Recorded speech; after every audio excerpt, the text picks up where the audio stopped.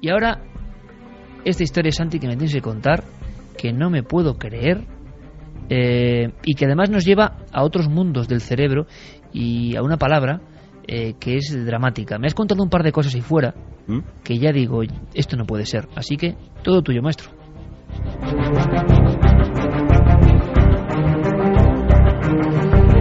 Pues te propongo que hagamos un viaje a no hace mucho tiempo, un viaje a 1935, a la psiquiatría de 1935.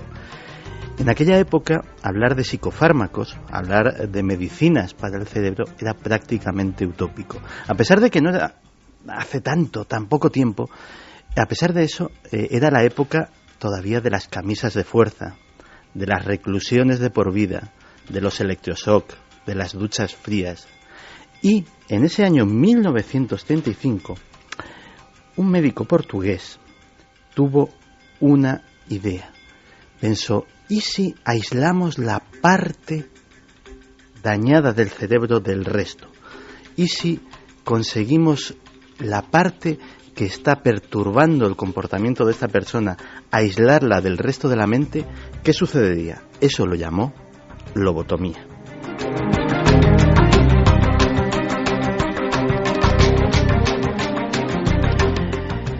El neurólogo portugués se llamaba Egas de Moniz y la verdad es que en esa época el planteamiento era absolutamente revolucionario. Y como hablamos de temas de psiquiatría, hemos preguntado a nuestro gran amigo del programa y psiquiatra forense, el doctor José Cabrera, que nos explique un poco exactamente qué era esto de la lobotomía. Mira, la lobotomía es una técnica quirúrgica que a principios del siglo XX empezó a ponerse de moda a raíz de que le dieron el premio Nobel a un portugués neurocirujano, Egas Moniz, que este hombre consiguió, por medio de un pequeño estilete, cortar determinadas zonas del cerebro sin abrir el cráneo, digamos, así, con un pequeño orificio. Y cortando estas pequeñas zonas del cerebro, él veía, este portugués que recibió el premio Nobel, que en los grandes epilépticos disminuían los ataques, que en los grandes agresivos disminuía la agresividad, y entonces empezó a poner de moda esta cirugía, sobre todo a los principios del siglo XX, a partir del 15, 18, 20, por ahí, y era una cirugía que se llamaba lobotomía, es decir, teóricamente y en la práctica, cortar parte de un lóbulo cerebral. Claro, pensemos, 1935, meter mano en el cerebro, exactamente. ¿Qué se podía hacer para no directamente matar a las personas? En realidad, un 10% se quedaba en la mesa de operaciones. Las hemorragias, se iba un poquito el bisturí más de la cuenta. El doctor Cabrera nos explica más detalles de cómo era la operación. Bueno, el problema de las lobotomías en su momento es que generaban grandes hemorragias. Y además, la cirugía cerebral de aquella época era muy tosca. Es decir, no era una cirugía con escáner como se hace hoy, una gamma cirugía con radiación gamma que se hace también. Y entonces estos estiletes que se utilizaban al final producían hemorragias cerebrales y no solo cortaban fibras del propio cerebro, sino que estas hemorragias hacían daño a otros centros del propio sistema nervioso y al final, efectivamente, la persona quizá dejaba de ser agresiva, pero se convertía prácticamente en muchos casos en un vegetal.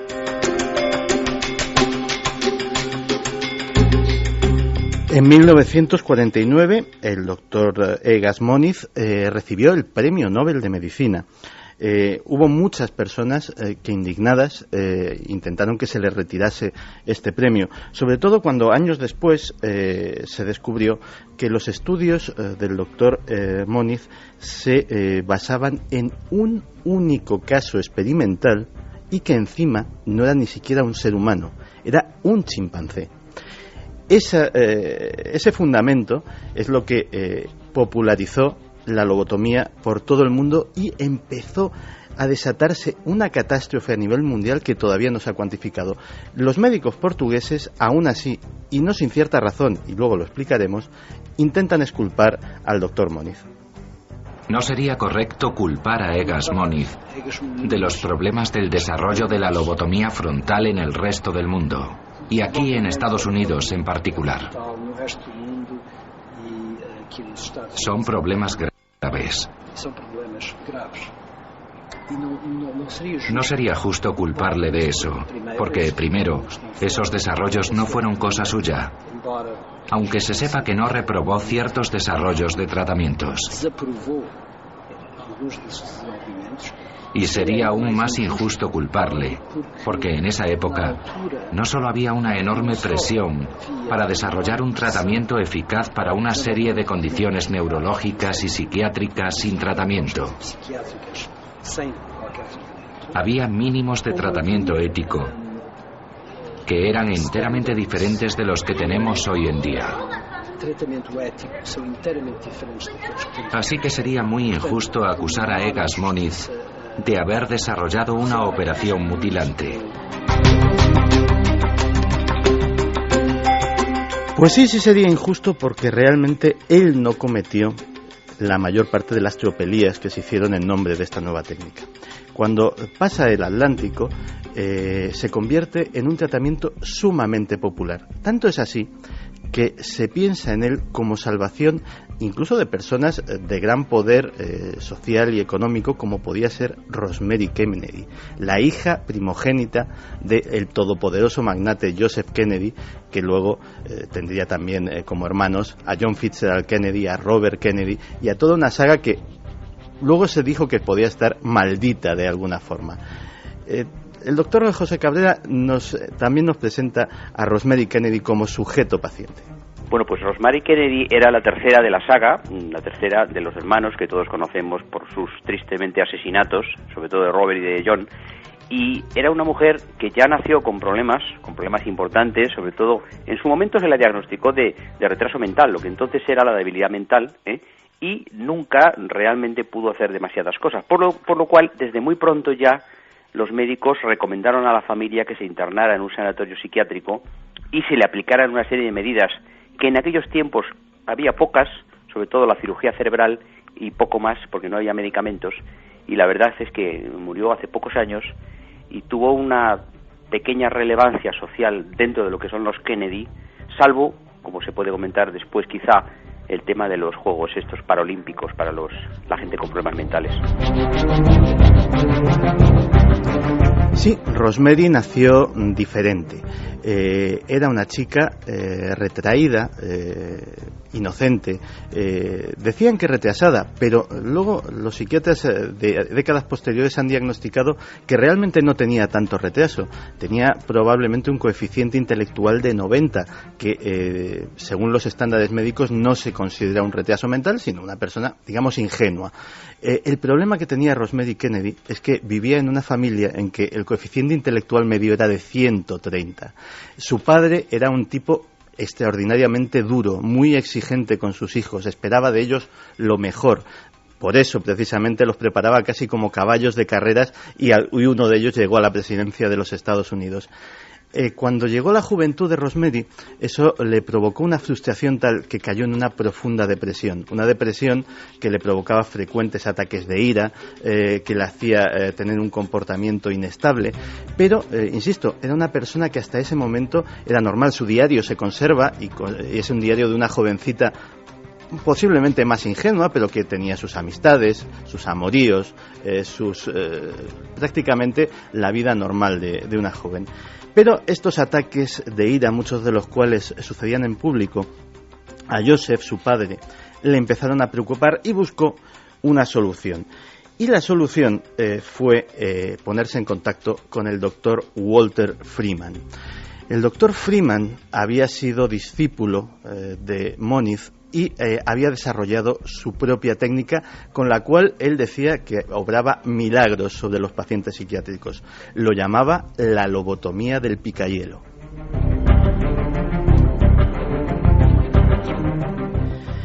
Y no era un nombre en absoluto folclórico, porque luego desarrolló un instrumental específico, pero en principio utilizaba un picahielo real. Su técnica consistía en lo siguiente: por encima del conducto lagrimal, empleando un mazo de goma, iba introduciendo lentamente varios centímetros este picahielo en el cerebro, y cuando llegaba a la profundidad deseada lo movía en arco para seccionar los nervios que conectaban el lóbulo frontal. El doctor Freeman decía que no solamente podía curar la epilepsia, la depresión y otras enfermedades mentales, sino que además su técnica servía para curar el comunismo, servía para curar el alcoholismo o servía para curar la homosexualidad. Y hombre, la verdad es que todo esto lo curaba, porque realmente la mayor parte de sus pacientes terminaban siendo, pues para que nos entendamos, el equivalente a lo que podemos ver en cualquier película de zombies. Seres que lo más que podían hacer era arrastrar los pies, gruñir, tal vez gesticular de alguna manera, y algunos con un poco de suerte conseguían alimentarse por sí mismos.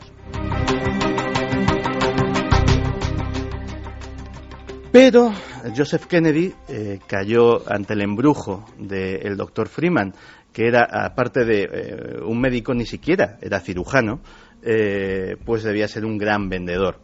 Y decidió que esa sería la solución para su hija. Rosemary estuvo en todo momento consciente durante la operación, porque la técnica del doctor Freeman para saber hasta qué punto tenía que seguir cortando era muy sencilla. Le iba haciendo sencillas preguntas, su nombre, las capitales de los estados, tal vez cantar alguna cancioncilla popular, y cuando empezaba el paciente a dar respuestas incoherentes, decidía que ya había cortado lo suficiente.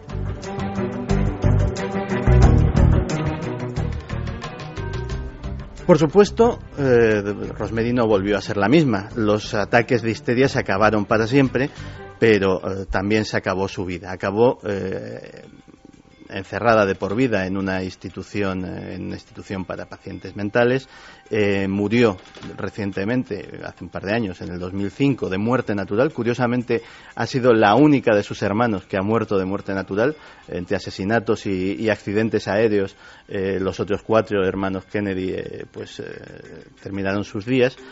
Y la familia arrepentida fue en su nombre la que fundó los famosos Juegos Paralímpicos.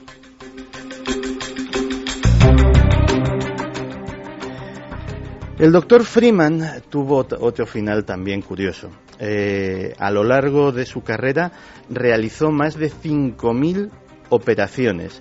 Perdió unos cuantos pacientes, la mayor parte de ellos terminaron en el mismo estado que Rosemary, hasta el punto de que recorría los Estados Unidos en una furgoneta llamada el Lobotomóvil, en la cual hacía sus propias operaciones y iba de ciudad en ciudad pregonando las bondades de su terapia.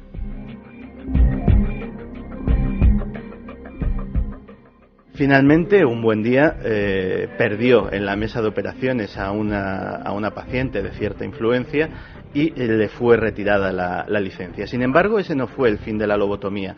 A lo largo de la historia, solamente en Estados Unidos se practicaron 40.000 de estas operaciones, casi todas con el mismo resultado. En Europa se estima que la cifra es más o menos semejante. Y, la última lobotomía se llevó a cabo en 1967.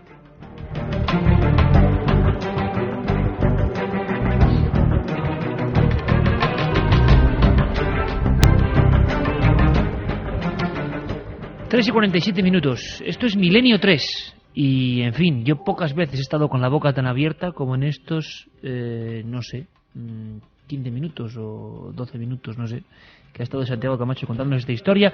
En fin, este es uno de esos lujos de hacer este programa. Me quito el sombrero, Santi. Esto es poner la carne de gallina, pero es contar la historia.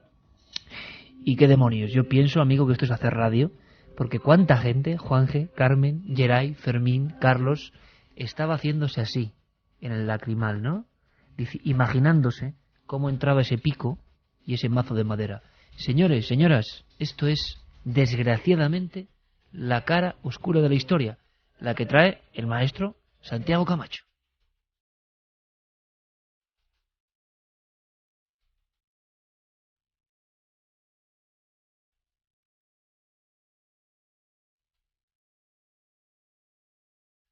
Y yo digo ahora, esto es brutal, e indignante al mismo tiempo, ¿no?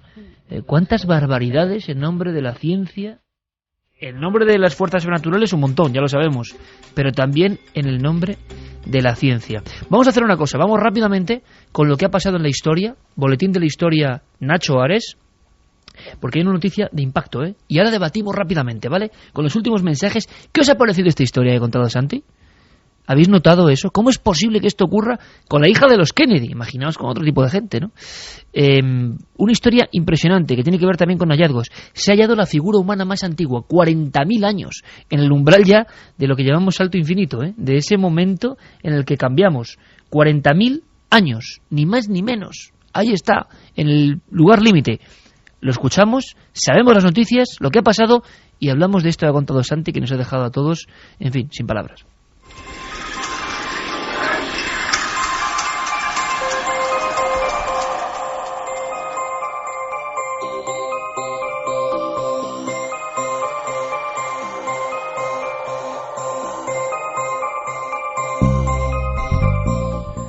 La Venus de Hochfels, así es conocida ya, la que desde esta semana es la representación artística más antigua de un ser humano. Fue descubierta en una cueva al suroeste de Alemania y se calcula que tiene unos 40.000 años, lo que retrasa en 5.000 la representación más antigua conocida hasta ahora. Uno de sus descubridores, Paul Mellars, de la Universidad de Cambridge, ha hecho público el hallazgo en la revista Nature. Le escuchamos. El descubrimiento de esta figura femenina es toda una revolución en la investigación. Es la más antigua que jamás hemos encontrado en cualquier sitio y nos cambia completamente la concepción del mundo que esta gente tenía hace unos 35.000 o 40.000 años. La mujer, tallada en un trozo de marfil, conserva un hombro y un brazo completo que rodea el enorme vientre sobre el que se levantan dos prominentes senos. Al igual que la Venus posteriores que han llegado hasta nosotros, la de Hochfels tiene los genitales exageradamente marcados. Todo el hallazgo en sí mismo es realmente extraordinario. No solamente supuso una gran sorpresa para mí, sino que para todos los expertos a quien se lo conté, que además son mucho más optimistas sobre su verdadero alcance.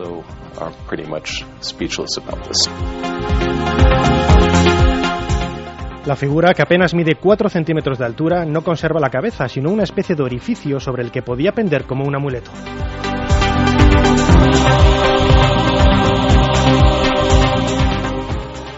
Después de años olvidada, las ruinas de la mítica ciudad de Babilonia se vuelven a abrir en Irak para demostrar al mundo entero lo grandioso de su pasado.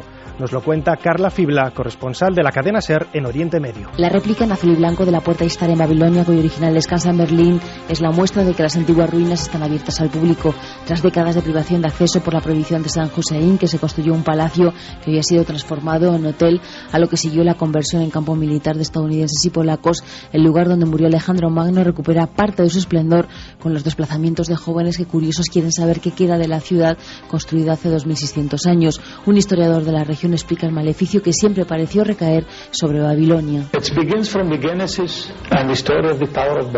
Empieza con la Génesis y la historia de Babilonia, el hecho de que fuera un símbolo del Antiguo Testamento, donde puedes escuchar la verdadera oposición a la ciudad de Babilonia.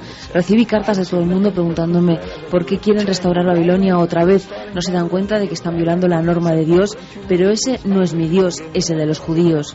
Situada a 110 kilómetros al sur de Bagdad, la idea de los responsables del Ministerio de Turismo es que recupere el esplendor del reinado de Nabucodonosor, en el que florecieron los jardines colgantes, la que fue una de las ciudades más importantes del mundo, elegida por astrónomos para estudiar el firmamento y por juristas para crear el primer código de leyes, renace de sus cenizas.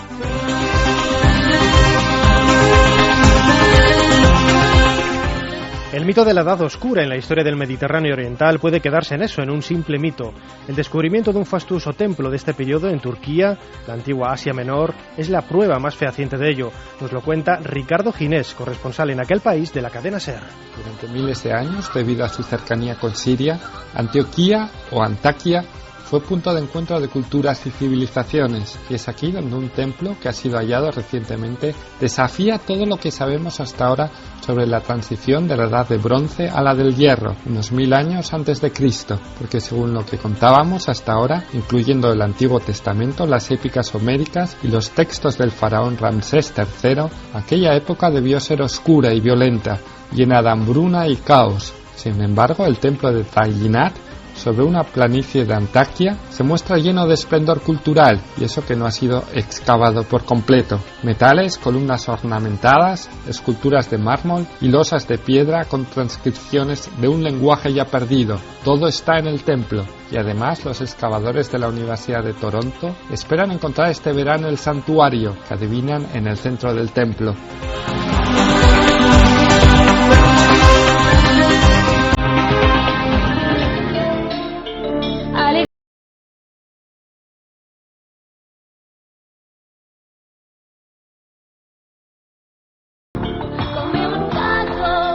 Carmen, después de la lobotomía general, madre mía, pocas veces tantos escalofríos en las ondas de la radio, reales.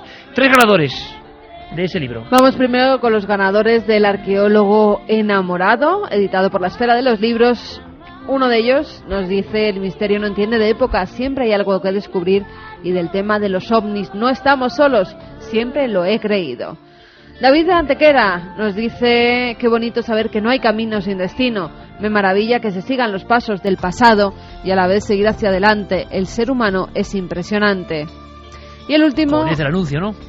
Y el último nos dice: impresionante si todo lo resumen a lo estrictamente moral. Contra la estupidez, el propio Dios lucha en vano. Gracias por tratar de ser objetivos. Esos 3 libros para esos ganadores. Y vamos también con algunos mensajes. Venga, a ver qué les ha parecido. Pues fíjate, Mai nos dice que a ella la sometieron al electroshock una vez por un tiempo, que estaba zombie y que hasta se le caía la baba.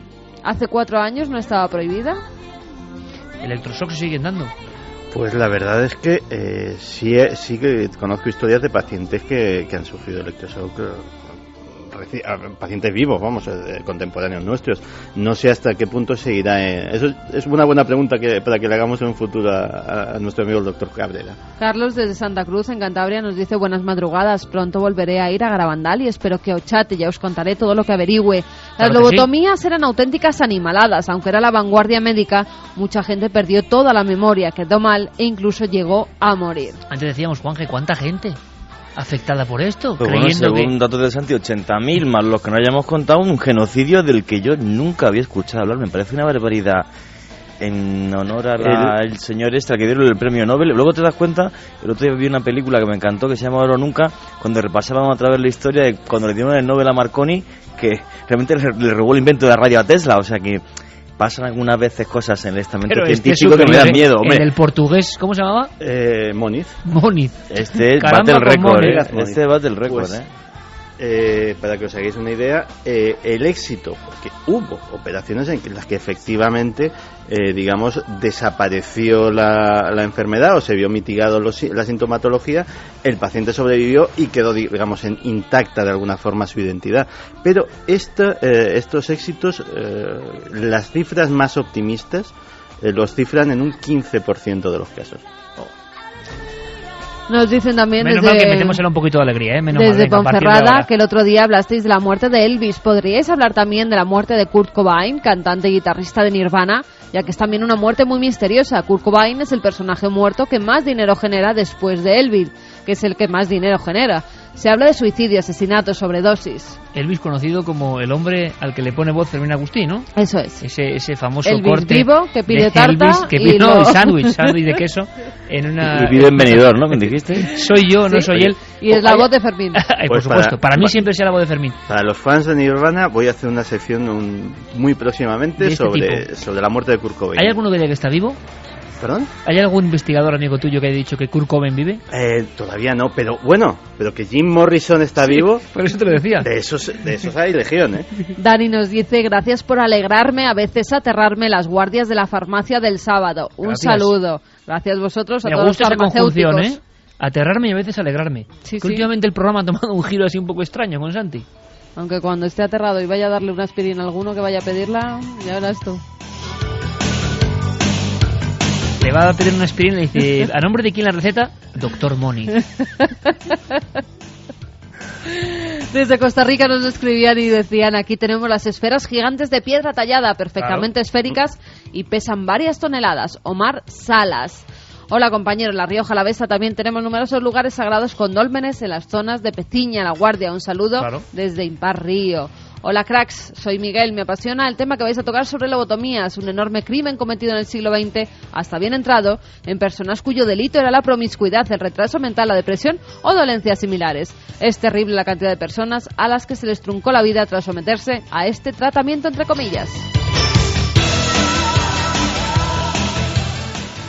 Buenas noches. Hace un tiempo leí un reportaje sobre la lobotomía y es terrible saber que miles de personas fueron sometidas a semejantes operaciones que anulaban el alma de esas personas, reduciéndolas a desechos humanos. Generalmente eran personas con deficiencias, gente con depresión o mujeres con fama, cierta o no, de ninfómanas. Es terrible, nos dice Javier. En fin, son tantas cosas terribles, ¿verdad? Nuestra función contarlas. Y me ha gustado mucho el mensaje de este amigo farmacéutico. A veces aterrarnos y a veces alegrarnos. Bueno, pues esa es la motivación de este equipo. Carlos Largo, Fermín Agustí, Jerey Martínez, como no, gracias una semana más. Juanje, compañero, gracias. Muchas gracias, Iker. Ahí te veo en Morón.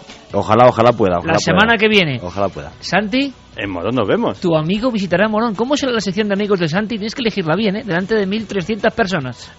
Puede una experiencia en sí misma. Puede ser una experiencia de alucinación colectiva maravillosa. Carmen, mañana nos vemos con un programa yo creo que muy potente de Cuarto Milenio. Sí, mañana nos vemos en Cuarto Milenio a eso de las 12 de la noche y en Morón el próximo sábado, que ya verán cómo nos tenemos que meter debajo de la mesa para visitar al amigo de Santi. Bueno, pues lo pasaremos bien. Vosotros, amigos y amigas, procurad pasar una feliz semana. Nos vemos en Morón.